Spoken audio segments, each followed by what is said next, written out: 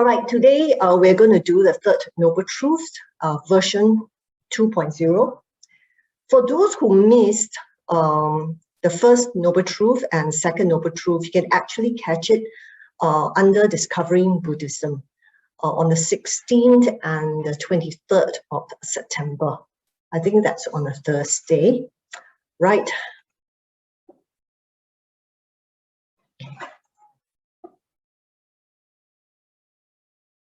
Right, a short revision first on the first and second Noble Truth. Now, the first Noble Truth teaches us to acknowledge our dukkha or suffering, to face up to it and fully understand its nature. Then we have to know what causes it, right? Because trying to abandon suffering without knowing the cause is like treating only the symptoms of an illness, but not the illness itself. Okay, the second Noble Truth, which is tanha or craving, lets us know what we are holding on to and why this attachment to craving causes suffering. So what we know, what we understand, and what we believed in at this stage are important, because only then will we work towards eliminating the cause. And eliminating the cause means eliminating its effect. Now, this is what Buddhism is all about: freedom from dukkha and its causes. However, this is a concept that is not easy to understand. Not just cessation of suffering, but the whole Dhamma in general. In fact, the Buddha had reservations about teaching Dhamma after his enlightenment. Okay, and it is hard to see this truth, namely the stilling of all formation, the relinquishing of all acquisitions, the destruction of craving, dispassion, cessation, Nibana. Actually, can you understand what all these words mean? Very chim, right? So you can imagine how difficult it was for the Buddha to explain Dhamma. Okay, if I were to teach the Dhamma, others would not understand me, and that would be wearing and troublesome for me. Now, there are more than 22,000 sections in the Pali Canon that demonstrate the Buddha's effort and the different methods he used in order to help and guide people towards enlightenment. Now, these teachings are available to us today and explained in layman's terms by various Sangha teachers. But many people still find the Buddha's teachings difficult to understand and even more difficult to practice. Let me ask you, who finds the 5 precepts very easy to follow? If you say, oh, first precept very easy, then do you stop killing ants in your kitchen? And you know which ones are most difficult to follow? The 5th one, okay, to abstain from alcohol. How many of you can do that? So we know it's not easy, let alone the practice of meditation. Now, that is why for many people, Nibana has become an exalted state, a mystery, even a myth. The human mind tends to idealize or idolize, and because of that, Nibana is seen as something not within our reach, so that no one is even inspired to see it as a goal. That's why a lot of people think that it is not possible to realize Nibana in this age and time. Okay, but if we examine how the Buddha used the term Nibana, we see it doesn't mean much of anything. It's certainly not an exalted term, not a lofty term. Now, ultimately, cessation of suffering is about letting go, right? Letting go of what? Now, we will explore that in these 4 sections. The first one, definition of Nibana. We'll look at a standard definition in the suttas, and we'll also look at the qualities of Nibana through other descriptive terms in the suttas and commentaries.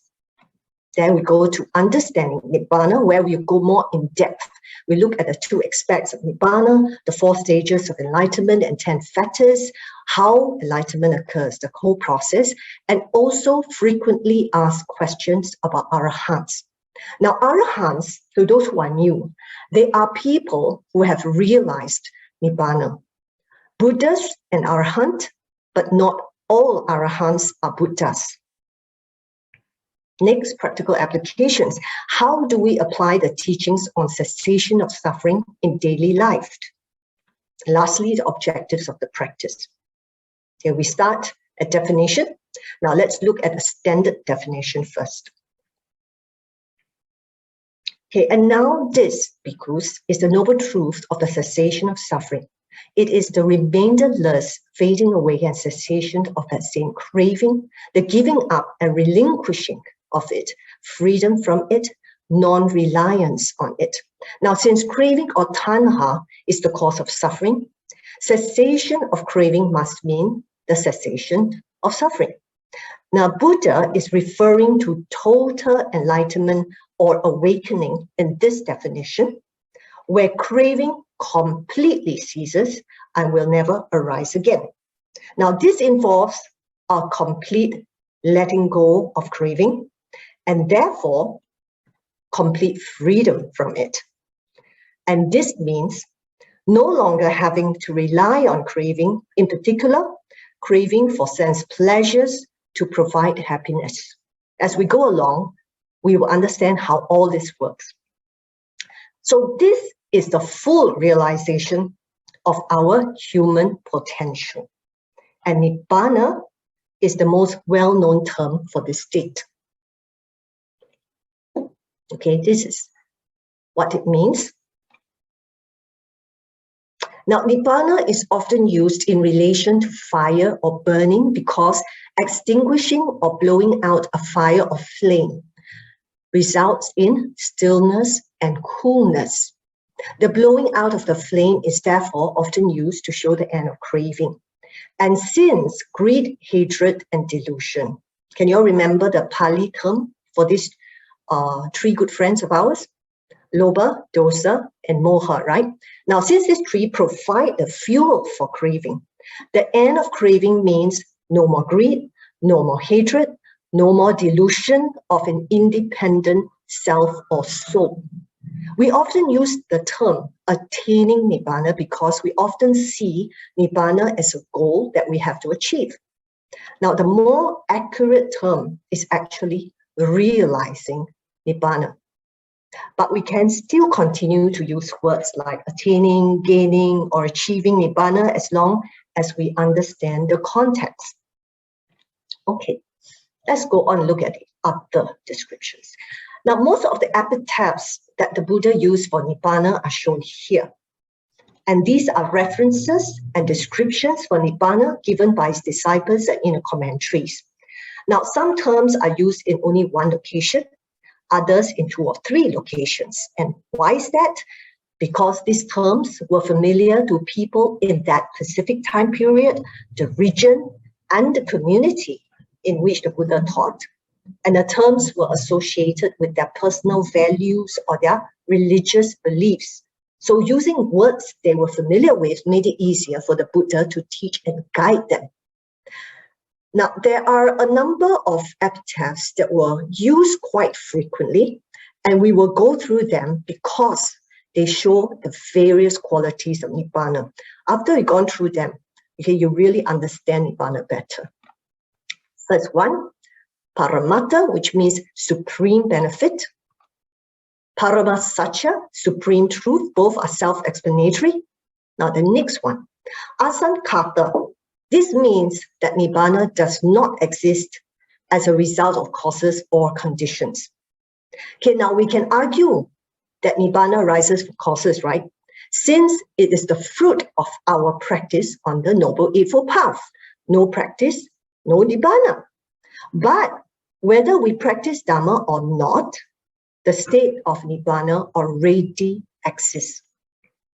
Actually, there's nothing much to this mind. It's simply radiant in and of itself. It's naturally peaceful. Why the mind doesn't feel peaceful right now is because it gets lost in its own moods. Now, this natural state of mind is Nibbana. It doesn't come into existence just because of our Dhamma practice. There's nothing to mind itself. It simply abides in its natural state That's all. So practicing the Dhamma creates the causes and condition for realizing Nibana, not for Nibana itself. Next, Siva usually translated as highest bliss or highest happiness, but this is different from the kind of bliss and happiness that we are familiar with.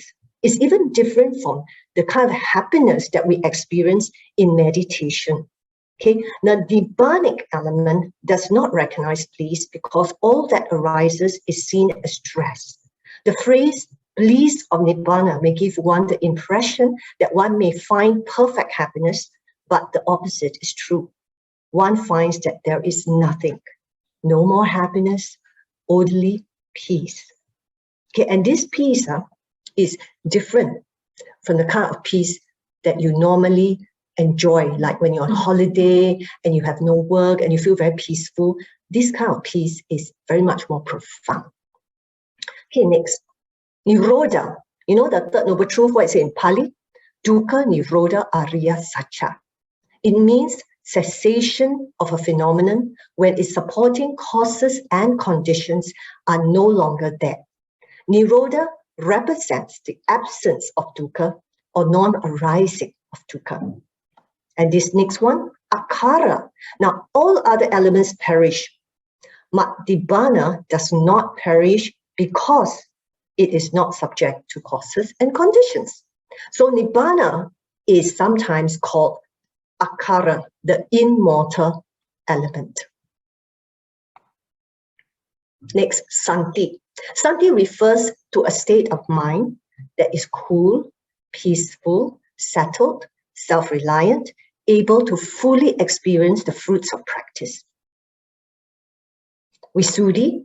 Okay, some of you may be familiar with this term because of Visuddhimagga, the path of purification, the book, right? This signifies purity because of the absence of defilements and the ability to see clearly. Next, Vimutti and Moksha means liberation. We are always engaged with our consciousness through the six senses, right? Of sight, sound, smell, taste, touch, and thought. For the Arahant, it is not engagement anymore. It is more contemplation. So in this sense, what you have is a liberated consciousness. And this liberated consciousness is our natural state of mind that was described earlier in Asankata. And Viraga Nibbuti means cooling or cooling off. And the coolness here is the calmness and ease. So when you see something good, the mind is at ease. When you see something bad, the mind is also at ease. So same with the other sense bases, yeah? Okay, the mind has a cool sense of ease as its mental home. It's gained the skill of release. Okay, this sense of ease is the peace as well. Now remember, you all saw this in the second noble truth, the fire sermon. Craving fueled by lobha, dosa, and moha is a very strong burning energy.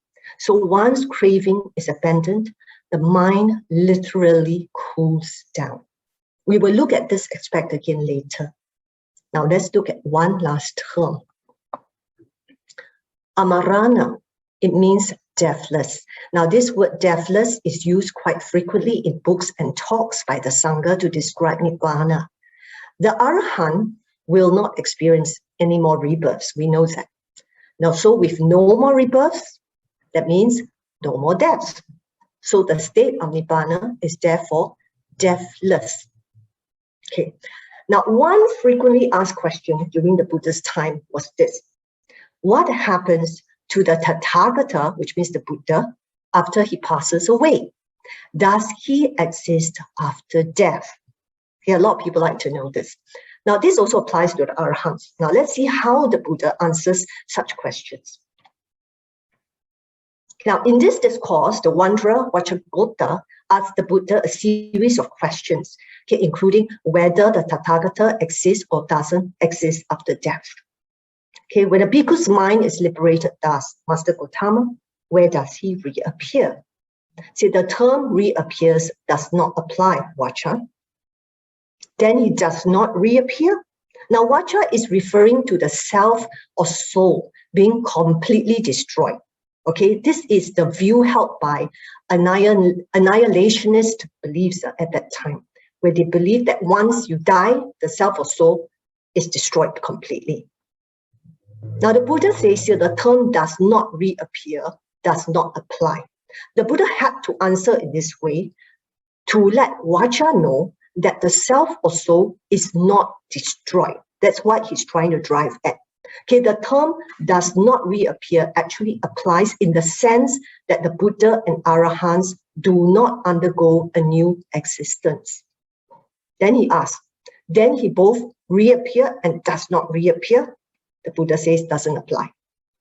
And the last question, it neither reappears nor does not reappear.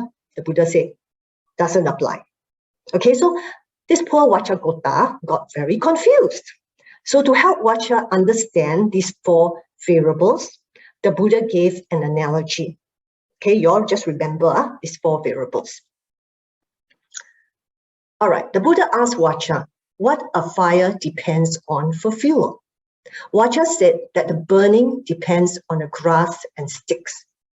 The Buddha then asked him that if that fire were to be extinguished, would he know that the fire was being extinguished? Vacha replied that he would. So if someone were to ask you, Vacha, when that fire before you was extinguished, to which direction did it go? To the east, the west, the north, or the south? That's being asked, what would you answer? Okay, just as the extinguished fire cannot be described as having gone in any direction. So the Buddha and the Arahants who have passed away cannot be defined in terms of the four variables mentioned earlier. So in this same sutta, he told Vachakota this. You all read it for yourself. Don't you find this familiar? Wasn't this what we chanted just now in Dhamma Vandana? Okay, now this stock phrase is used in other suttas as well. It is hard to explain Nibana because we are only familiar with the conditioned realm. And Nibana is unconditioned. So it is therefore an experience which is beyond the usual definitions of the world. So it is impossible for us to know what Nibana is like and what happens after a fully enlightened person passes away. We have to experience it for ourselves. In that case, one very important question is, why are we looking at all the descriptions of Nibana? There's a danger that talking too much around the subject may only lead to mental speculation and thus give a wrong direction. Okay, this is referring to the state of Nibana. On the other hand, providing at least some guidelines and explanations may give some inspiration. As long as we keep in mind that these are only words which can't really explain or encompass the whole experience, words may give us the right attitude.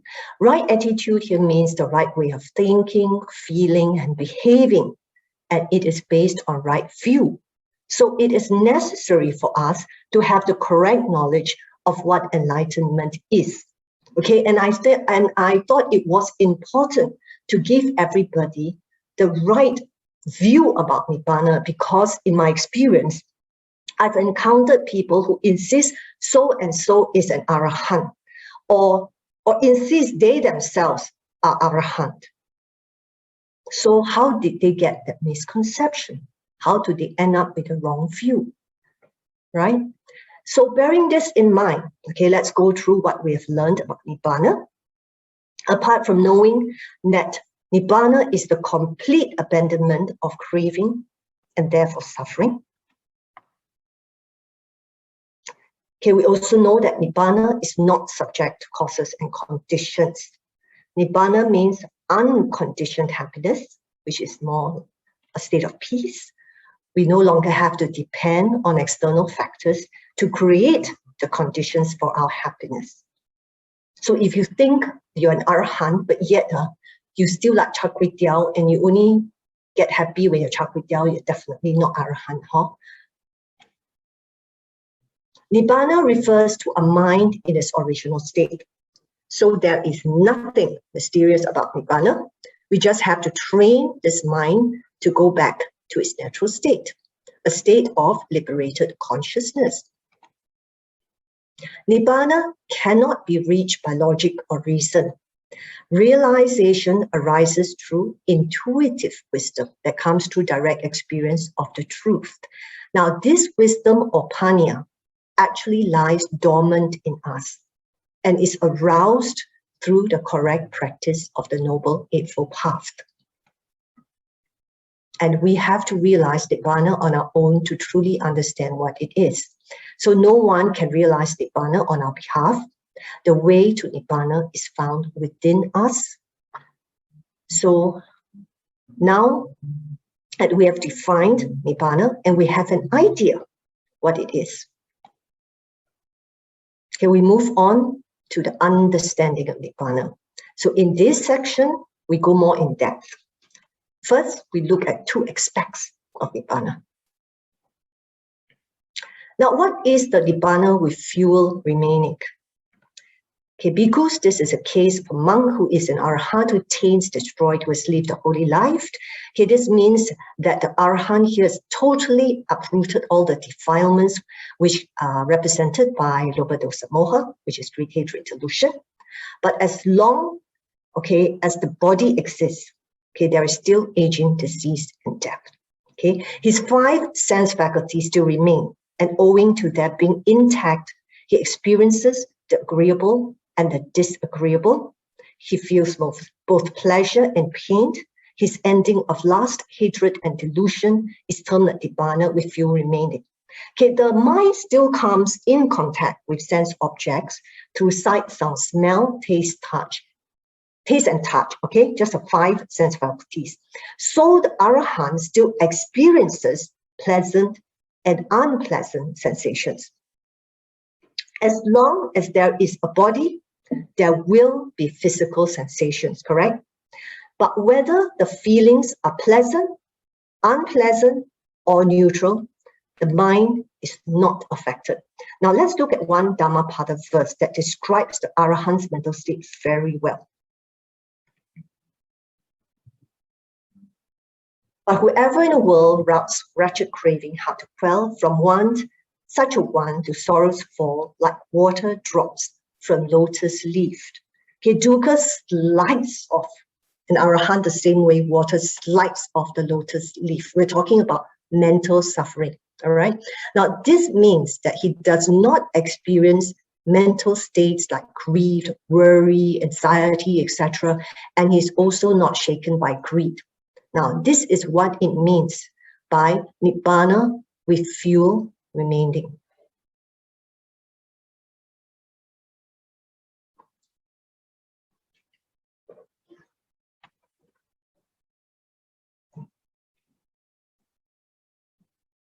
Okay, and what is Nibana with no fuel remaining?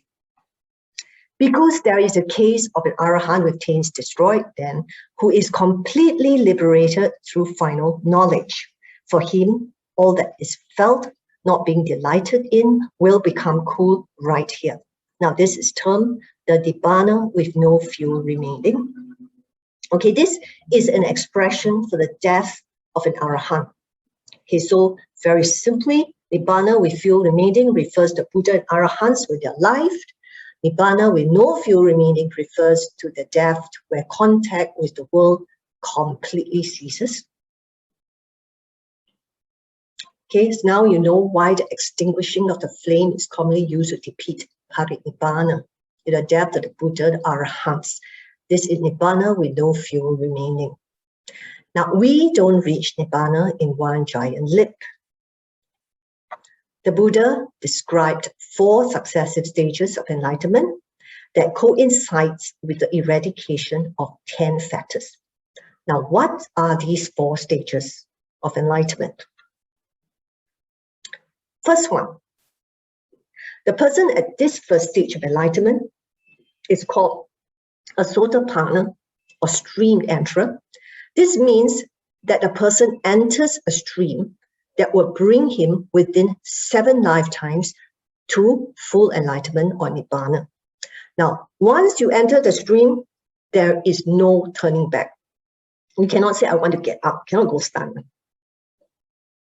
Now, the person who reached the second stage is called a Sabbadānam, or once returner. He will have one more rebirth before he realizes Nibana. Then the Anagami, or non-returner, is one who reached the third stage. He will realize Nibana either in this lifetime or get reborn in the pure abodes, that's around 23 to 27, where he will realize Nibana.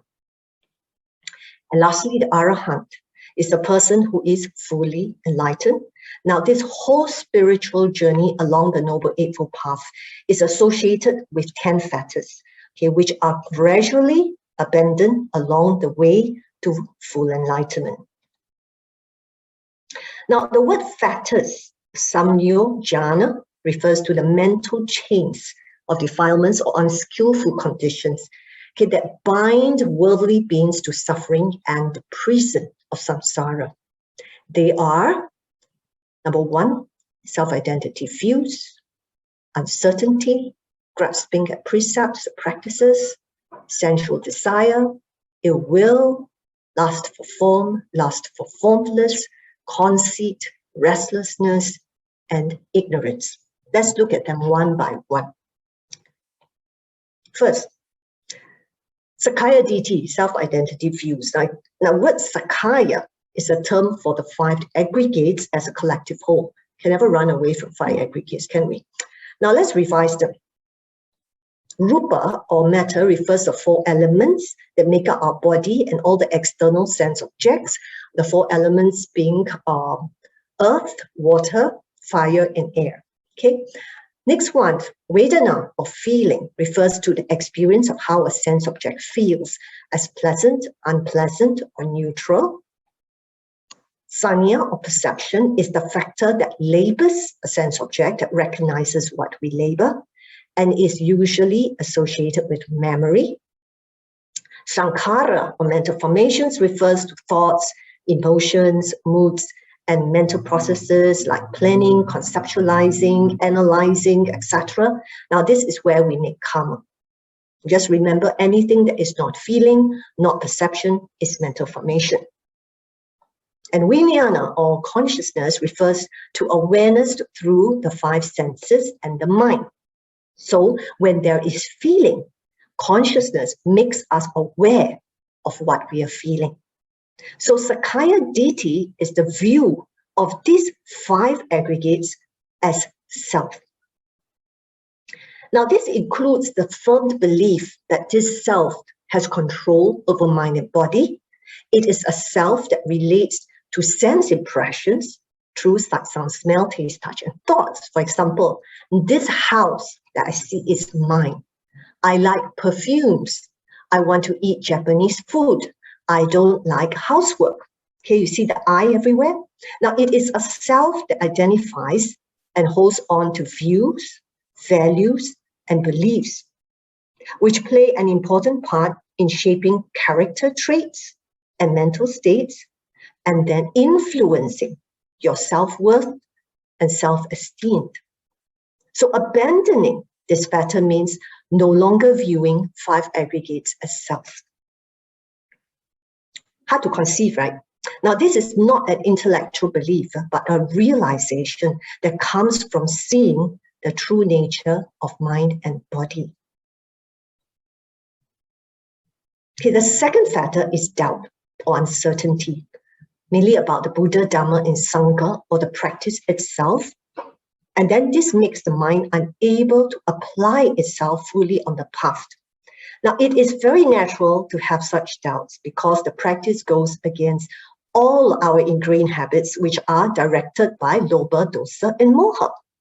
And it is this lobha, dosa, and moha that makes us rationalize and justify all our unskillful actions too. For example, if so many people on earth like liquor or alcoholic drinks, how can it be wrong?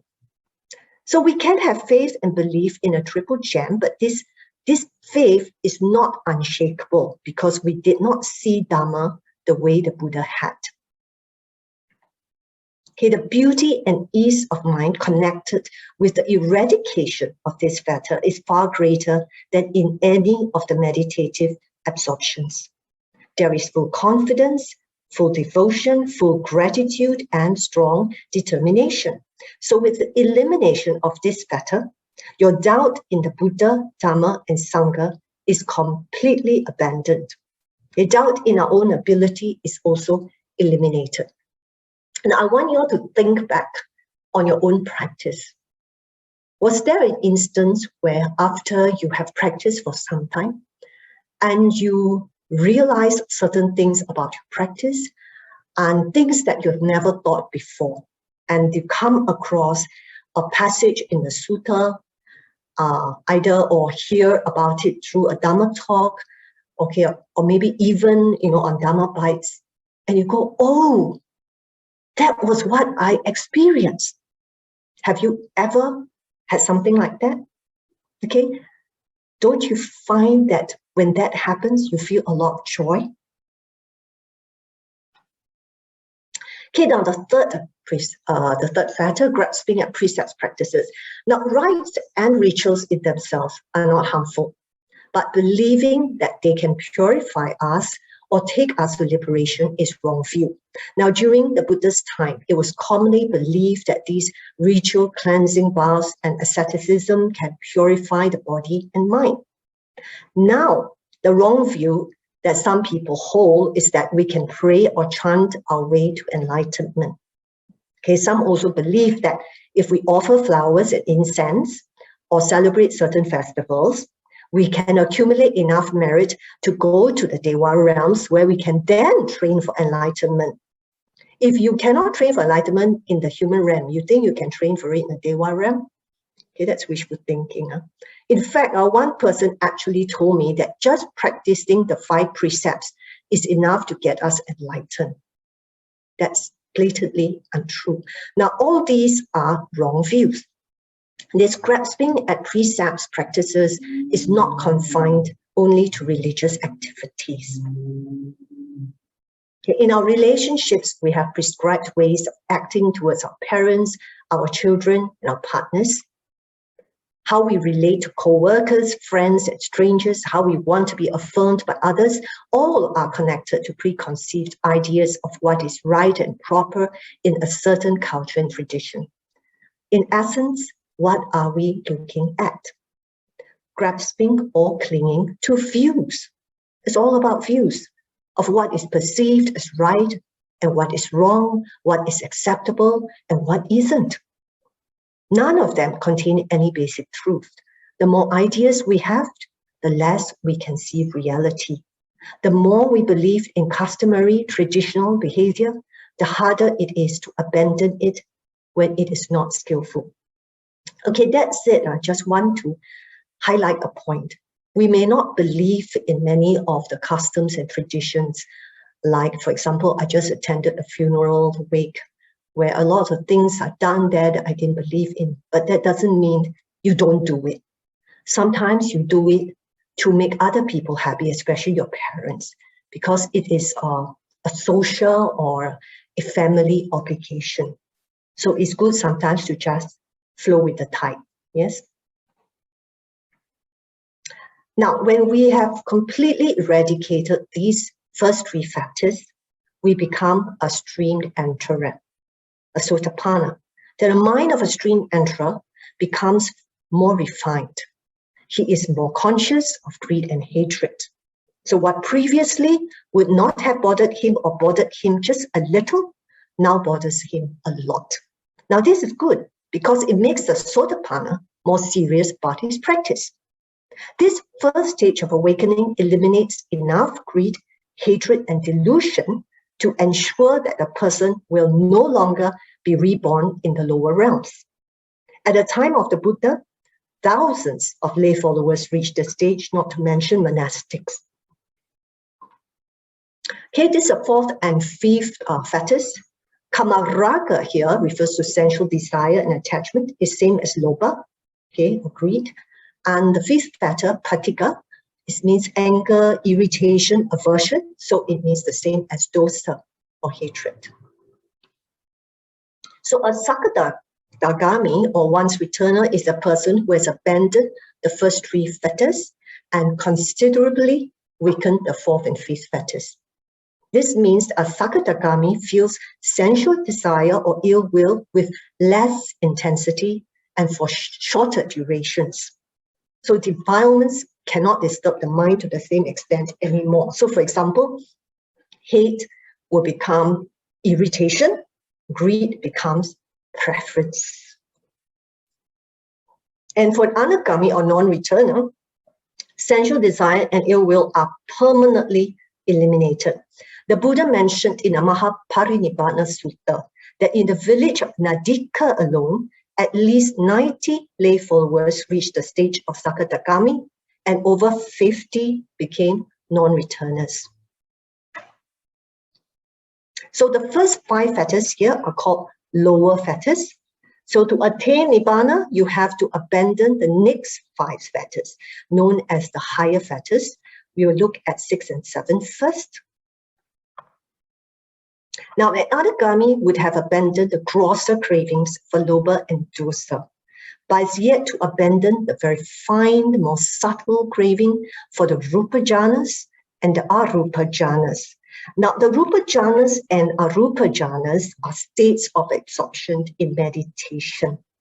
So as a person progresses from the first jhana to the fourth jhana and then to the arupa jhanas, the experience becomes more and more refined, more and more blissful. So you can imagine why it is so difficult to let go of this attachment. Now, a lot of books also explain these two factors in another form.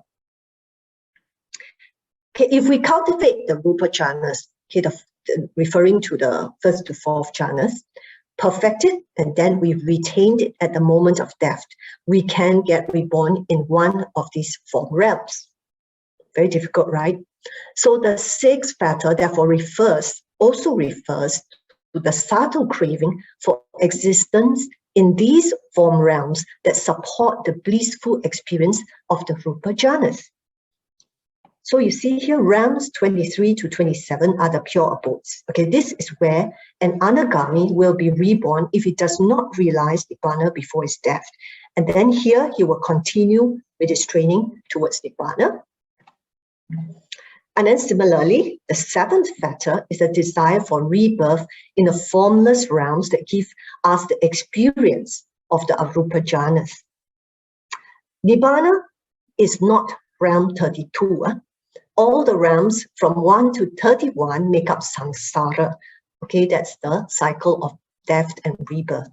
Nibana transcends these 31 realms of existence. Now, this last little bit of craving, even if it is a desire for higher realms, is still painful. Okay, and this subtle, lingering sense of selfhood is still unsatisfactory. This is supposedly what anagami feels. Okay, now these last three factors can be explained as a group. Conceit here has nothing to do with being a conceited person. It just means that there is a conceiving of a self.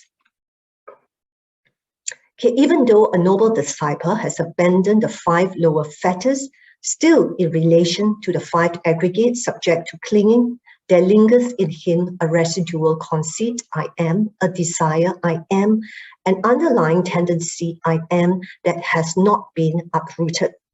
Here, Venerable Khemaka, a disciple of the Buddha, explains conceit, the mind, I, and self that is found in an anagami or non-returner. This conceit is different from the first fetter of personality view. Okay, when we abandon this first fetter, it means we no longer view five aggregates as self, but because not self has not been completely abandoned. That means our wisdom is not complete. Okay, we will still, there are the feelings, the thoughts, and emotions that comes with self can still arise. So in a Sotapanna or stream enterer, the conceit is nevertheless already weakened somewhat, and is even further weakened in the Sakadagami or one's returner. And in an Anagami, there's only a very faint residue of selfhood. Okay, here, the ninth factor is restlessness or agitation of the mind. When the mind is still, it's in its natural, unadulterated state. As soon as it moves, it becomes conditioned. Now, this movement refers to the mind's attention to and craving for sense objects. When the mind is attracted to something, it becomes conditioned. When aversion arises, it becomes conditioned. The desire to move here and there arises from conditioning. So this means that our attraction or aversion to sense objects arises because of causes and conditions. And because of that, okay, any of this movement becomes a conditioned experience or phenomenon. But the restlessness, okay, in an Anagami bears no comparison to the kind of restlessness we feel that drives us from one place to another in search of sense pleasures. For the non-returner or Anagami, the restlessness experience is a very much more refined one, like a drop of water in a calmed ocean. Apparently, when it arises, it is instantly recognized by the Anagami and can immediately be dropped. However, it is a reminder to the Anagami that there is still work to be done. Okay, the last one, ignorance. Ignorance basically means not understanding the laws of nature, not realizing the Four Noble Truths, not yet realizing the true nature of mind and body, not yet realizing the three universal characteristics of impermanence, unsatisfactoriness, and not self. And this is the last to go, because not self is the most difficult to see and realize. And the sense of personal identity is the most difficult to let go of. So this total disappearance of the feeling of self is the culmination of the whole path. Okay, craving for continued existence has been cut off. The attachment to continued existence is ended. Now there are no more future lives. So in a state of Nibana, there is no more conceit, no more restlessness, and no more attachment to the jhanas and continued existence. Ignorance is completely eradicated. The mind becomes completely still. Erosion of all these factors occurs whenever we gain insights. Now, what are insights? There are three kinds of seeing. Seeing something with your eyes, seeing something with your mind, seeing through something that's insight. We are referring to insights that are intuitive. Intuitive insight is extraordinarily clear, immediate, and very profound. The insights will come supported by wisdom. You got no wisdom, your wisdom is not aroused, you won't get insights. The insights only come when your practice matures. That means your wisdom matures. You cannot force it into existence. And because the insights are supported by wisdom or panya, every time when we have an insight, some bit of ignorance will be eroded, since wisdom counters ignorance. So what do we have to do to get insights in order to enter the stream, to be a Sotapanna? Number one, association with superior persons. Now, a superior person comes from the Pali word sapurisa. In one sutta, the Buddha says that this person, a true man, possesses good qualities of faith, shame, and a healthy fear of wrongdoing. He's learned, energetic, mindful, and wise. Okay. He associates with people like him. He does not harbor any intentions to harm self or others. Likewise, he does not act in any way that harms self or others. He holds a right view and he gives generously. Not easy to find a person like that. The safest bet, an enlightened person. Then where to find those? Well, every time when we bring in, I think Buddha Dharma Foundation try to bring in monks from the Thai Forest Sangha. That's a safe bet. Okay, many of them are enlightened, and then when they come to Singapore to talk, please go and listen to them. Go meet up with them. Ask them your questions. Okay, and very good of you if you can find a time to attend meditation retreats that are led by these Sangha members, because that's when you really get the benefit of their training. Okay, and you can have question and answer session with them. You can see them and just ask them whatever you want to ask to clear your doubts. All right. Next point, hearing the true Dharma. Always make sure that true Dharma is dispensed when you attend any talk. It's safe to keep to the discourses in the Pali canon.